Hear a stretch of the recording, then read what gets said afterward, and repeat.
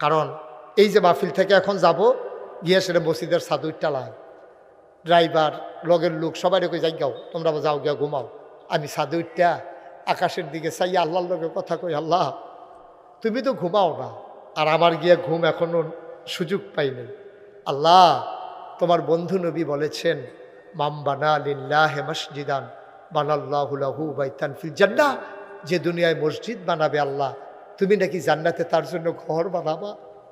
আল্লাহ আমি যে শুরু করলাম তোমার ঘর, এই মসজিদে কত মানুষ কত টাকা দিছে, আজকে হিসাব মিলাইলাম 4 কোটি 30 লক্ষ টাকার উপরে আজকে পর্যন্ত খরচ হয়ে গেছে। মারহাবা কইতেন না?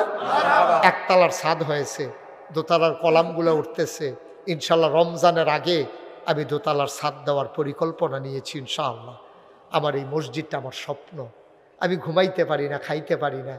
ঘুমাইতে গেলে মাজিদের স্বপ্নে দেখি মসজিদ, খাইতে গেলে আমার চোখের সামনে ভেসে উঠে মসজিদ।